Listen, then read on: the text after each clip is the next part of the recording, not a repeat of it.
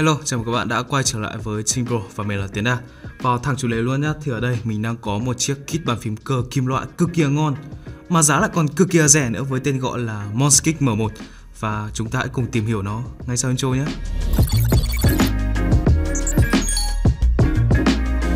Rồi, và đầu tiên thì các bạn nhìn cái thiết kế này, top này, bot này, rồi là cái núm xoay này. Các bạn có thấy cái thiết kế này nó quen quen không?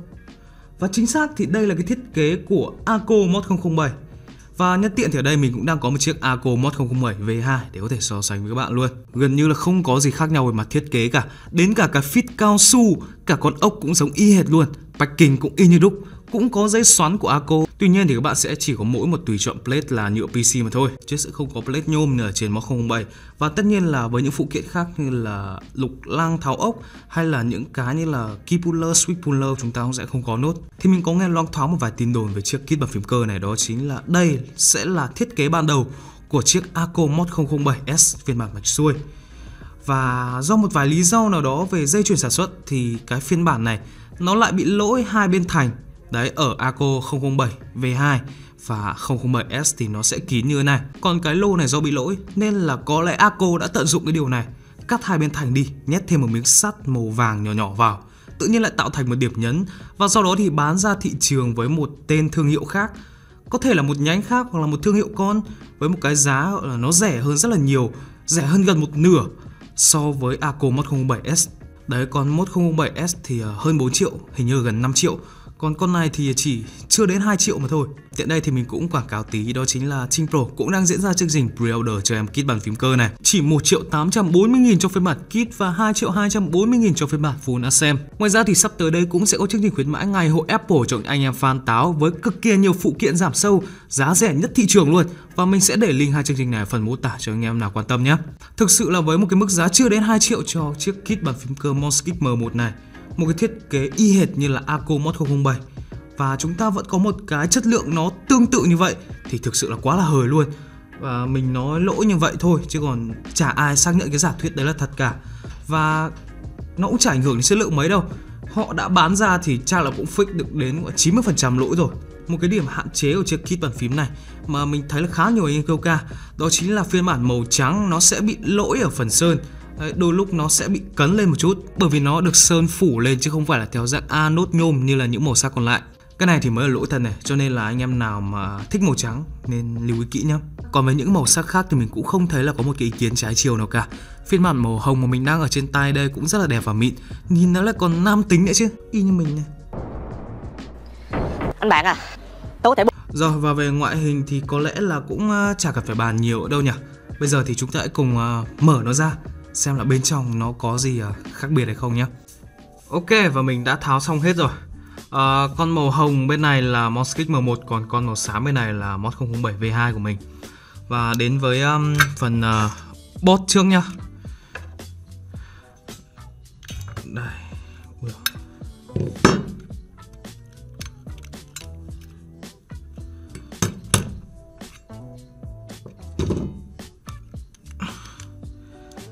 Thì đây vẫn là một cái daughterboard giống hệt như là ở phiên bản Mod 007 V2. Đây, các bạn có thể nhìn này. Đấy. Giống hệt luôn, không khác gì luôn. Còn đây là hai cái thanh sắt được gá vào đây này.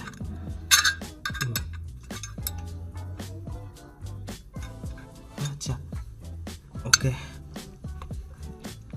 Bởi vì cái chỗ này nó không có cái, nó là thanh sắt nó gá vào ấy, cho nên là nó sẽ không có cái ngàm gasket như là ở phiên bản Mod 007 này. Ở đây thì mình đã gọi là fork break để cho nó đỡ vang rồi. Đây cũng thế, ở cái phiên bản Mod 07 V2 này của mình nữa thì không biết là đợt đấy mình làm như này làm gì, nhưng mà mình thấy là nó đỡ vang hơn, cho nên là mình làm. Đấy, và theo như mình cảm nhận thì nhôm của con Monskick có vẻ là dày hơn Mod 007. Đấy, các bạn nghe này.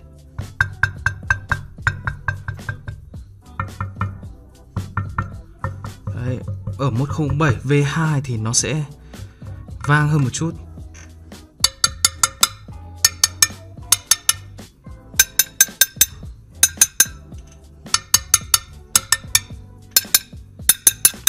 Ok. Tiếp theo thì đến với PCB đi. Đây là PCB của Monskit M1. Đấy, chúng ta sẽ có một miếng form của Monskit M1 nữa. Đây là miếng form của Monskit M1. Nó khá là mỏng nếu như so với miếng form của Arco Mod 007. Đây, ở cả hai phiên bản này thì mình assemble mình đều không dùng form, nên là mình tháo ra hết.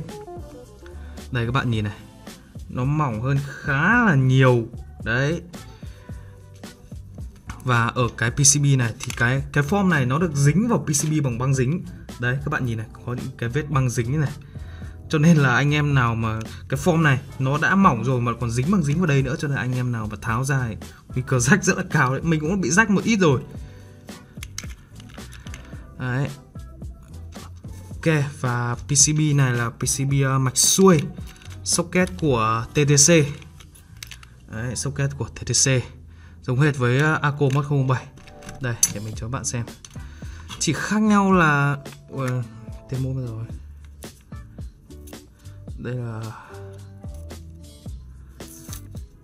đấy, Mod 07 này thì mạch xuôi, Mod 07 V2 này thì mạch ngược, còn con Monskit kia thì mạch xuôi. Đấy, và PCB thì khá là giống nhau. Khác là cái màu xanh thôi, vẫn là socket hot swap của TTC. Vẫn có lỗ ốc để có thể sử dụng start PCB. Đây, những cái lỗ ốc đây. Đấy. Tiếp theo nhá là một lớp switch pad của con Monskit M1 làm bằng EXPE. Đấy. Ở Arco Mod 007 thì sẽ là switch pad bằng Poron. Đấy, nó cũng giống y hệt như này thôi, chỉ khác là vật liệu. Cái này là EXPE, nó sẽ cho tiếng nổ hơn. Còn ở con 007 V2 mà bữa trước mình mua thì sẽ là Poron, tiếng nó sẽ gọn hơn. Còn đây sẽ là form PCB. Đấy, đây thì nó cũng đây là của Mark 07 V2. Đấy, nhìn qua thì có vẻ là cái của con Mark 07 V2 này nó xịn hơn, nhưng mà cũng như nhau cả thôi mà, không khác biệt là lắm. Ok, đến với plate thì ở phiên bản Mod 007 V2 mình đang sử dụng plate thép. Plate nhôm, nhầm. Plate nhôm các bạn ạ. Đấy, những cái ngàm gasket này, và chúng ta sẽ có gasket Poron. Đây mình thay cái miếng Poron khác vào rồi. Đấy.